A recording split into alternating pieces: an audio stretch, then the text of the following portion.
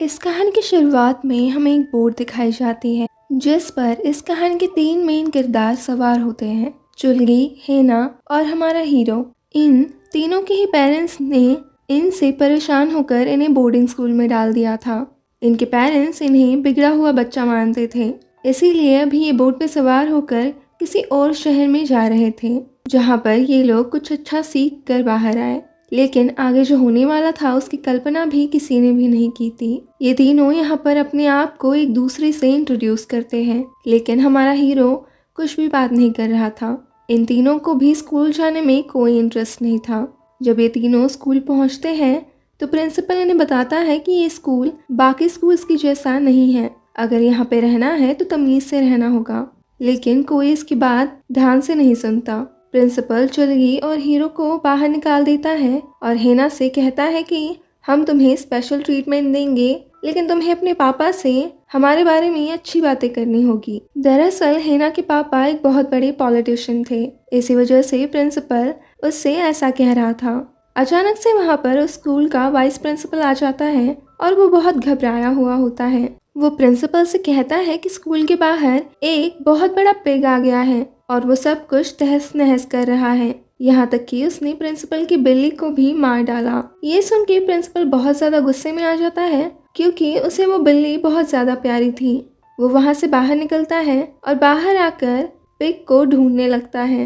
Pig के ना देखने पर वो पुलिस वाले से गन खींचकर झाड़ियों में फायर करने लगता है, लेकिन पिग वहाँ पे नहीं होता। ये लोग वहाँ से वापस आ जाते हैं और प्रिंसिपल अपनी मरी हुई बिल्ली को जमीन में दफना देता है। अगले सीन में हम देखते हैं कि हीरो और उसके 2 दोस्त कैंटीन में बैठकर खाना खा रहे होते हैं और बातें कर रहे होते हैं। रात के टाइम पे जब हीरो और चुलगी अपने रूम में होते हैं तो वहाँ का एक स्टूडेंट जिसके मुर्गी जैसे बाल हैं वो आकर चुलगी को परेशान करने लगता है और इसी की वजह से इन दोनों में लड़ाई झगड़ा शुरू हो जाता है। हीरो चुलगी को बचाने के लिए बीच में आ जाता है और मुर्गी के बाल वाले के ना समझने पर वो सबको पीटने लगता है। तभी वहाँ पर ब्लू शर्ट वाला टी शर्ट आ जाता है और सबको कहता है कि यहाँ पर फालतू की फाइट नहीं चलेगी। वो चुलगी को आगे बुलाता है और गुस्से में आकर उसे मारने लगता है। तो उसे बहुत जोर से मार रहा था और ये देखकर हीरो को बहुत गुस्सा आ जाता है और वो टीचर को पीछे रोक लेता है, लेकिन टीचर हीरो को जोर से धक्का दे देता है। फिर ये सनकी चुलगी और हीरो को एक पिंजरे में बंद कर देता है। ऊपर से गुस्से से उन्हें ये भी बताता है कि कल टेस्ट है और अगर तुमने टेस्ट में अच्छा परफॉर्म नहीं किया तो तुम्हारे साथ इससे भी बुरा होगा। दूसरी ओर हेना के रूम में भी उसकी सीनियर उसे परेशान करने का ट्राई करती है, लेकिन हेना को जरा सा भी फर्क नहीं पड़ता। अगले दिन कैंटीन में सब लोग रात को कुछ आवाजें आ रही थी उसी के बारे में बात कर रहे होते हैं। हेना यहाँ पर अकेली बैठी हुई थी क्योंकि उन दोनों को सन की टीचर ने अभी भी नहीं छोड़ा था। यहाँ पर हेना बाहर निकलने लगती है, लेकिन सन की टीचर उसे रोक लेता है और अपनी प्लेट को धोकर रखने के लिए कहता है और उसके मना करने पर वो गुस्से में आकर उसे जोर से थप्पड़ मार देता है। हेना को भी यहाँ पे बहुत ज़्यादा गुस्सा आ जाता है और वो टीचर पे चीखने लगती है। उससे कहती है कि तुम लोगों को बस स्टूडेंट्स को मारना ही आता है। सन की टीचर बहुत गुस्से में था, लेकिन वाइस प्रिंसिपल उसे रोक लेता है और हेना के जाने पर उसे बताता है कि प्रिंसिपल ने कहा है कि उसे स्पेशल ट्रीटमेंट देनी है। उसके साथ मारना वारना नहीं चलेगा क्योंकि उसके पापा एक बहुत बड़े पॉलिटिशियन हैं। सब लोग यहाँ पर उसके पापा की वजह से उसे स्पेशल ट्रीटमेंट देने का सोच रहे थे, लेकिन हेना को उसके पापा बिल्कुल भी पसंद नहीं थे क्योंकि वो जानती थी कि उसके पापा ने बहुत सारी जिंदगियाँ खराब की हैं। अगले सीन में जब प्रिंसिपल अपनी गाड़ी से वापस आ रहा था तब वो देखता है कि उसकी बिल्ली को जहाँ पे उसने दफनाया था अब वो वहाँ पर नहीं थी। ये देखकर प्रिंसिपल को उस पिग पे और ज़्यादा गुस्सा आ जाता है। वो अपने साथी टीचर्स को लेके और कुछ हथियार लेकर फिर से उस पिग के पीछे जाता है। दूसरी ओर सन की टीचर क्लासरूम में सभी बच्चों का टेस्ट ले रहा था। वो हेना और 2 लड़कियों को एक प्रॉब्लम सॉल्व करने के लिए बुलाता है। हेना प्रॉब्लम सॉल्व करके वापस चली जाती है, लेकिन दूसरी लड़की से वो प्रॉब्लम सॉल्व नहीं होती। तभी वहाँ हीरो और चुलगी भी आ जाते हैं। हीरो को अचानक से बोर्ड पे खून दिखाई देता है। तभी सन की टीचर उस लड़की के सिर पे जोर से मारता है और फिर वो सबको सुनाने लगता है कि अगर तुम जैसे मेरे बच्चे होते तो मैं खुद सुसाइड कर लेता। उसकी बातें सुन हेना को बहुत ज़्यादा गुस्सा आता है और वो वहाँ से गुस्से से जाने लगती है। तभी सन की टीचर उसे जोर से फिर से मारता है और ये कहता है कि तुम्हारे पापा कौन है, मुझे उससे बिल्कुल फर्क नहीं पड़ता। ये देख हीरो को बहुत ज़्यादा गुस्सा आता है और वो गुस्से से टीचर की तरफ आता है, लेकिन सन की टीचर हीरो को बहुत ज़ोर से मारने लगता है। उसका सर बार बार वो बेंच पे पटकते जा रहा था। सब लोग बहुत शौक होकर ये सब देख रहे थे। हेना भी बहुत ज़्यादा डर जाती है। तभी चुलगी एक चेयर उठाकर उसके सर पे मारता है। दूसरी ओर प्रिंसिपल को पिग ने काट लिया था और वो बहुत अजीब हरकतें कर रहा था। वाइस प्रिंसिपल उसे नर्स के पास ले आते हैं, लेकिन प्रिंसिपल कहता है कि उसे अपने रूम में जाना है। जब ये लोग वहाँ पहुँचते हैं तो प्रिंसिपल गाना सुनने को कहता है और बॉयज़ प्रिंसिपल हर बात पहले की ही तरह मानने लगता है। ये दोनों वहाँ से बाहर निकलते हैं और नर्सरी प्रिंसिपल के इलाज करने के लिए अंदर चली जाती है। यहाँ पर अब सिग्नल आना बंद हो चुका था, जिसकी वजह से बाहर से कोई भी हेल्प नहीं मिल रही थी। नर्सरी अंदर पहुँचती है और गाना चलाना अचानक से बंद हो जाता है। वो गाना बंद होते ही प्रिंसिपल अचानक आंखें खोलता है और नर्सरी के पास चलने लगता है। ये सब उसकी सीनियर लड़की देख लेती है और नर्सरी को आवाज़ देने लगती है, लेकिन उसकी आवाज़ अंदर तक नहीं पहुंच रही थी और अब इसी वजह से वो सीनियर उसकी क्लास में पहुंचती हैं। वो सबसे कहती है कि प्रिंसिपल पागल हो चुका है और वो नर्सरी की जान खतरे में है। ये सब लोग अब क्या हुआ है ये जानने के लिए वहाँ से निकलते हैं, लेकिन बीच रास्ते में ही सन की टीचर उन्हें रोक लेता है और वापस जाने के लिए कहता है। ये सब उसकी बात सुनने से इनकार कर देते हैं। तभी एक टीचर वहाँ आकर सभी को वहाँ से जाने के लिए कहता है। उसके चेहरे पर खून लगा हुआ था। वो टीचर प्रिंसिपल को देखने गया था। ये लोग कंफ्यूज हो जाते हैं, लेकिन तभी नर्स ली जो अभी ज़ॉम्बी बन चुकी थी वो सन की टीचर पे हमला कर देती हैं। इसी वजह से सभी बच्चे वहाँ से भागने लगते हैं। नर्स अब इनके पीछे पड़ गई थी। ये सब लोग वाइस प्रिंसिपल के साथ एक क्लासरूम में पहुँचते हैं। अब इनके अलावा धीरे धीरे हर कोई ज़ॉम्बी बन गया था। क्लासरूम में पहुंचकर वाइस प्रिंसिपल कहता है कि उन्हें मदद के लिए कॉल करना होगा और उसके लिए किसी को प्रिंसिपल के ऑफिस में जाके वहां से फ़ोन लाना होगा। यहाँ पे हीरो कहता है कि वो जाकर फ़ोन ले आएगा। वाइस प्रिंसिपल उसे रात में जाने के लिए कहता है, क्योंकि तब ज़ॉम्बीज़ उसे देख ना पाएंगे। रात होने पर ये सब लोग देखते हैं कि बहुत सारे ज़ॉम्बीज़ उस कांच के विंडो के पास आ गए थे और उसे तोड़ रहे थे। ये सब लोग वहाँ से डर कर वेयरहाउस की तरफ भाग जाते हैं, लेकिन हीरो प्रिंसिपल की ऑफिस की तरफ भागता है।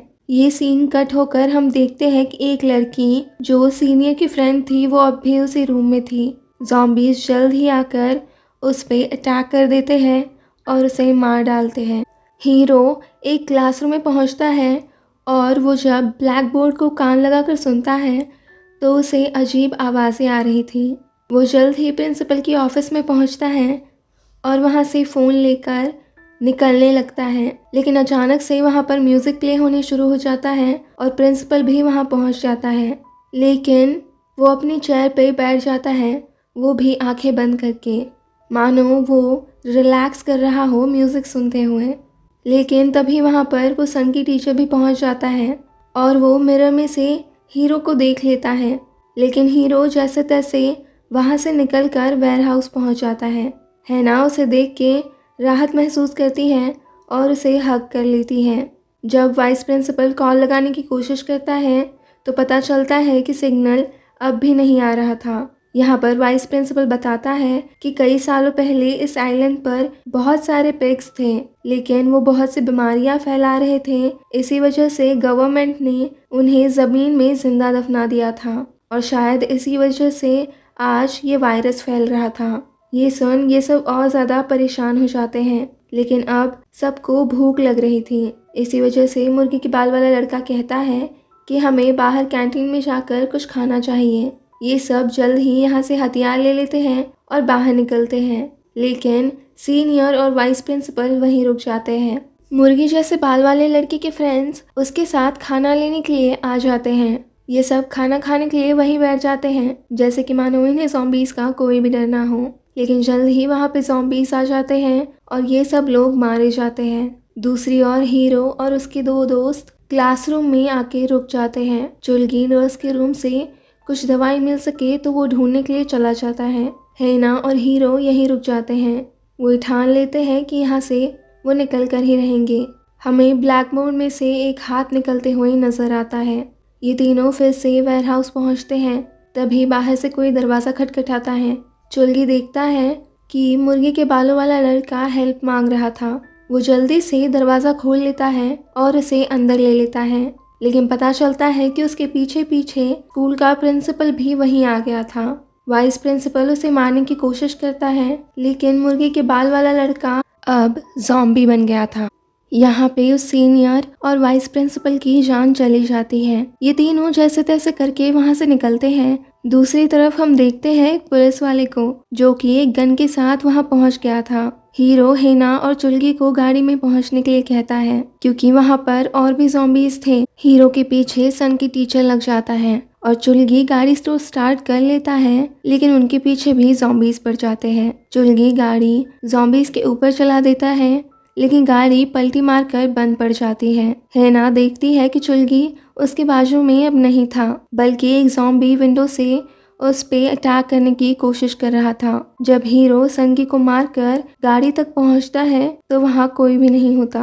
वो देखता है कि चुलगी साइड में बैठा हुआ है और बहुत ज्यादा घबराया हुआ है। साथ ही उसे बहुत ज्यादा चोट लगी थी और शायद ज़ॉम्बी ने उसे काट भी लिया था। चुलगी हीरो से कहता है कि उसे मार डाले, क्योंकि वो ज़ॉम्बी में नहीं बदलना चाहता था। ये सीन यही कट हो जाता है और हम देखते हैं कि हीरो हेना को पुकार रहा होता है। तभी हेना वहां आकर उस पर अटैक कर देती है। वो भी अब ज़ॉम्बी बन चुकी थी। हीरो ये देख के बहुत ज़्यादा शॉक हो जाता है और उसे बहुत ज़्यादा बुरा लगता है। वो हेना को याद दिलाने की कोशिश करता है कि वो दोनों फ्रेंड्स हैं। वो हेना को बिल्कुल भी नहीं मारना चाहता था, बल्कि वो हेना को हक कर लेता है और अचानक से हेना ज़ॉम्बी होते हुए भी शांत हो जाती है और हीरो की तरफ देखने लगती है।